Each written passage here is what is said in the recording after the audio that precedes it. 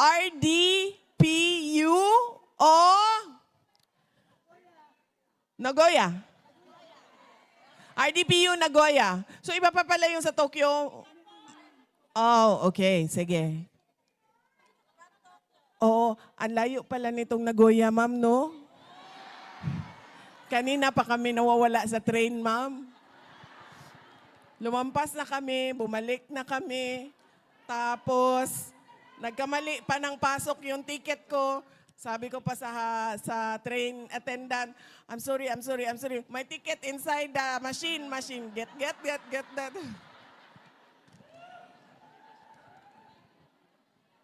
Ito yung... Okay. Sino po ang pagpapasalamatan natin sa Miwa City, ma'am? Miwa City Hall, si Mayor, si Vice Mayor, ang mga konsehal, mga barangay captain ng Miwa. Sino po?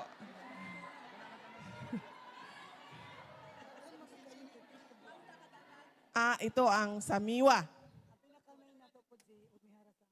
Okay. Ang hirap. Wait lang ha. Madami po sila, mga barangay kagawad. Umihara Yoshimasa. Thank you. Umihara Toyokuni. Fukushima Ichiro. Takatu Suzuki. You are owner of Suzuki vehicles?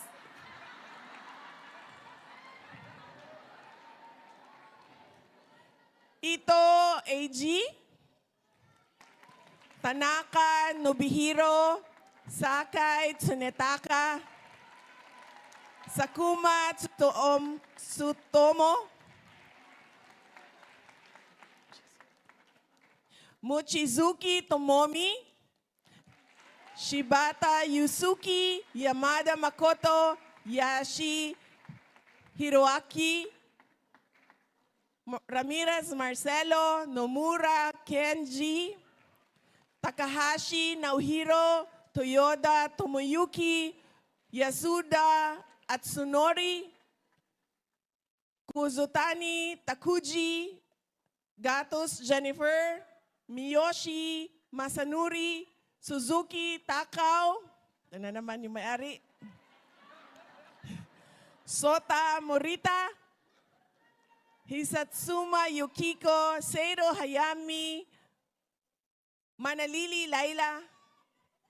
Fumito Ogiso.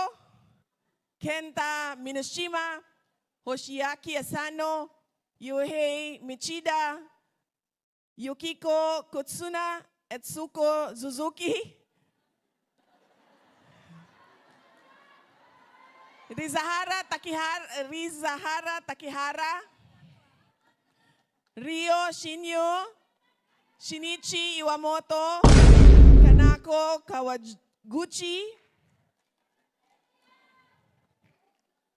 Yun yung nakasulat. At papasalamat tayo sa Miwa City at sa lahat ng mga taga Miwa City na tumulong sa atin para sa ating programa. RDPU Nagoya Chapter, Lions Club Nagoya, Filipino Volunteer Group in Amashi, Hugpong ng mga katutubo, Japan Chapter, Toyohashi Lions Club, Nagoya Prime Branch, Rotary Club of Immaculate Conception District 3780, Falavan Philcom, Aichi Philippine Community Association, Philcom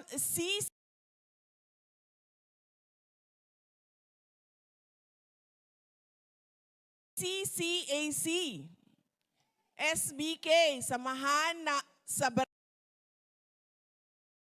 Barangay Caria, Toyohashi Japan Solid DDS.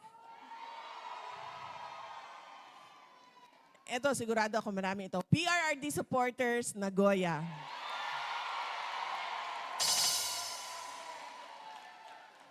Nagoya Nakamura Lions na ibinibigay ninyo sa amin na makapaglingkod sa ating pinakamamahal na bayan. Maraming salamat po.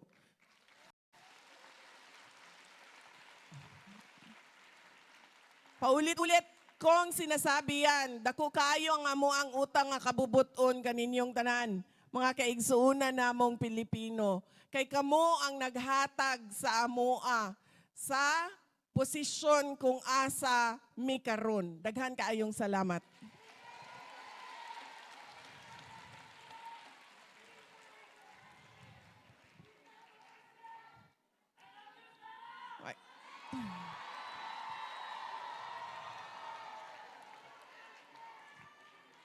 Mahal ko po kayo. At matagal ko man natanggap kung ano yung gusto ninyo. Pero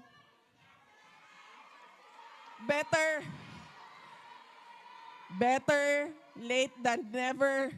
Natanggap ko na po kung ano yung Attorney Vic Rodriguez. Kanina? Hindi ko sinabi? Wait lang. Wait lang. Oh, pa-resign na nato na si Marcos, ma'am.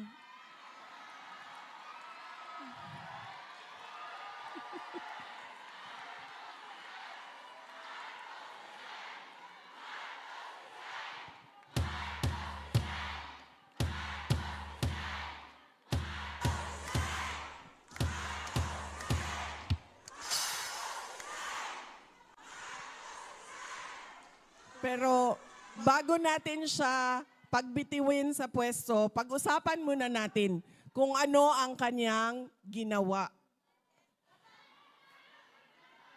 Kaya tapusin ko po muna ang aking mga pagpapasalamat dahil kailangan ko magpasalamat sa inyong lahat. Hindi ako makakarating dito sa harap ninyo at hindi ako makakarating dito sa Nagoya kung hindi dahil sa inyong lahat.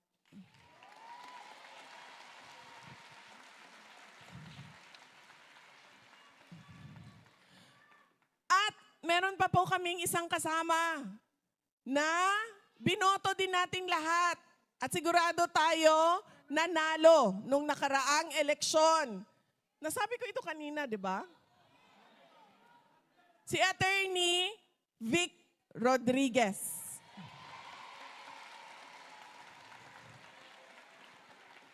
Alam niyo po, sinasabi nila nung mga nabudol ni Marcos, nagsasabi sila, kung nabudol man kayo, tingnan niyo si Inday Sara. Siya ang pinaka nabudol sa lahat. Pero, sinasabi ko sa inyo, hindi ako ang pinakanabudol sa lahat. Alam niyo kung sino?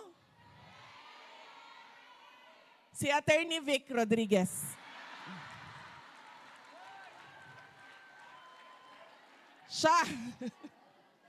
Siya ang abogado, kaisa-isang abogado na sumama kay Bongbong Marcos nung natalo siya ni Vice President Leni Robredo. Alam niyo po, kapag wala kayo sa posisyon at talo kayo, mawawala lahat yan ng tao. Sinasabi ko na yan sa inyo. Dahil ako din ay bumaba na rin ako sa posisyon noon. Nung ako ay mayor. At hindi na ako tumakbo pagkatapos ng term ko noong 2013. Lahat. Wala na. Sabi pa nga ng asawa ko noon, Pasko ng 2012, December 2012, ang daming mga pamasko. December 2013, kasi bumaba na ako ng July 31, wala na. Dalawa na lang ang regalo doon. Dalawa na lang. Ang isa, galing sa ninang namin sa kasal. Tapos ang isa galing sa sobrang tagal na kaibigan ng pamilya namin. Yung may-ari ng Yellowfin Restaurant. Maalala ko yan. Kasi sabi niya, sabi na asawa ko, sabi niya, Tagalog siya, nung nakaraang taon, ang dami dito, nagpatong-patong. Sabi niya, December 2013, sabi niya, galing na lang kay Ninang, galing na lang Yellowfin. Nagtatawanan kami, ganun. Pag wala ka sa posisyon at wala kang power, nawawala lahat ng tao. Pero si Attorney Vic Rodriguez, sinamahan niya si BBM kahit talo si BBM.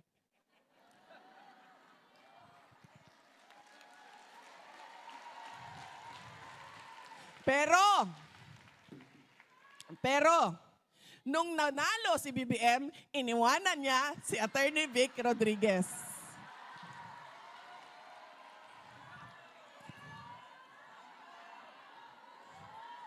Ang pinakaunang nalagas, hindi ako. Kasi ako, nagtiis pa ako ng 2 taon. Kasi, para sa akin, sinasabi ko, kung makita lang naman nila sana na nagtatrabaho lang ako dito, baka ay hindi nila ako aatakihin at babanatan. Pinanghawakan ko pa yon na sana ay makita nila na nagtatrabaho lang ako. Kaya, nagtiis pa ako ng 2 taon. Mamaya, ikukwento ko sa inyo kung anong nangyari after 2 years. Pero yan ang sinasabi ko sa inyo. Hindi ako ang una, siya ang una.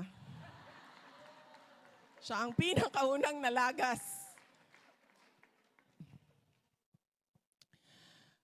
Nung mga pagpapasalamat ko po, mula po sa pamilya namin, ang susunod po na pagpapasalamat ay galing po kay dating Pangulong Rodrigo Duterte.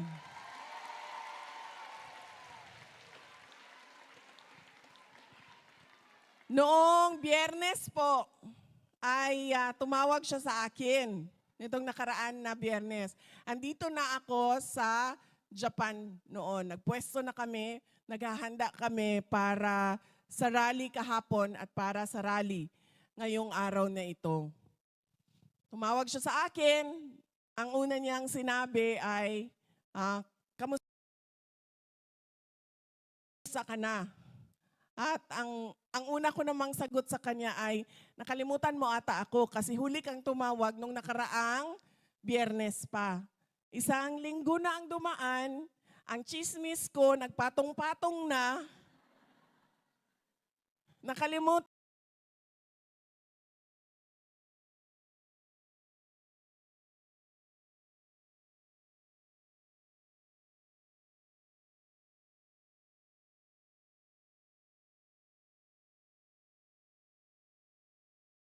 maghanda.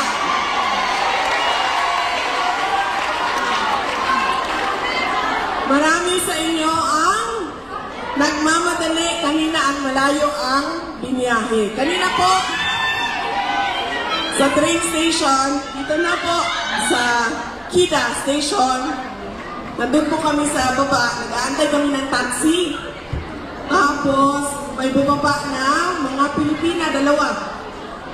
Narinig ko na kaagad yung boses nila, nasa taas pa lang sila. Sabi niya, dito na, dito na! So, nung lumingon ako, nagkatinginan kami, sabi ko, ma'am, baba na kayo, ako hinahanap ninyo, mag-rally kayo. Nung sabi niya, naka-green kasi siya, so in-assume ko na mag-rally siya. So sabi niya, mag-rally, Inday Sara!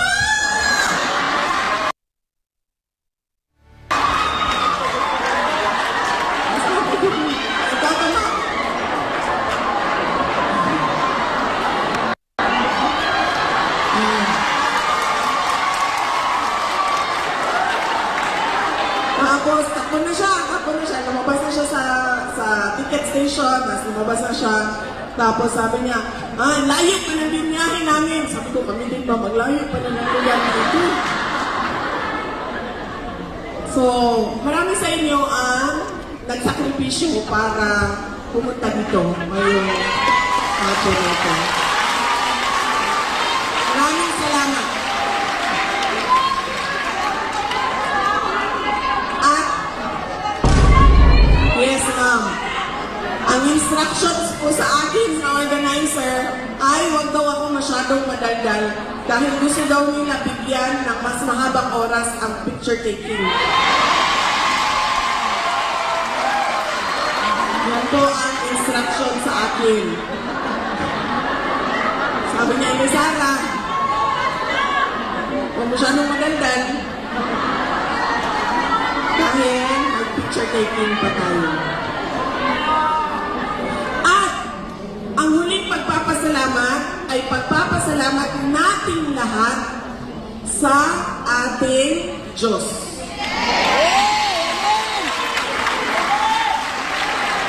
Dahil binigay niya sa atin ang araw na ito para tayo ay magsama-sama at para pag-usapan natin ang ating pinakamamahal na Pilipinas. Maraming salamat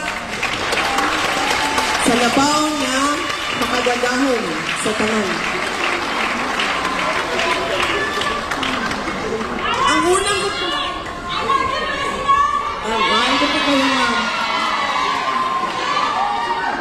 Sabi ko nga po, ma'am, matagal ko natanggap kung ano yung gusto ninyo. Pero sinasabi ko sa inyo, natanggap ko na siya, ma'am.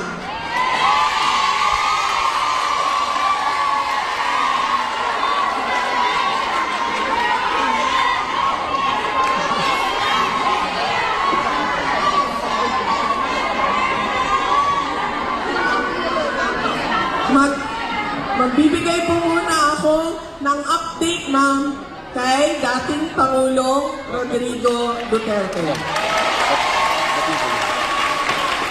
Marami po sa ating mga kababayan ang pupunta po doon sa Hague, nagpapakita ng kanilang suporta. At madami tulad ninyo na gumagawa sa buong mundo, iba't ibang lugar, gumagawa ng mga programa para ipakita ang suporta kay dating Pangulong Rodrigo Duterte. Unahin ko po ang updates ng mga abogado. Ang susunod na pagpapasalamat po ay mula sa akin at mga kasamahan ko sa tanggapan ng pangalawang Pangulo. Nagpapasalamat po kami sa patuloy ninyo na pagtitiwala at patuloy ninyo na suporta sa aming opisina. Maraming salamat po sa inyong lahat.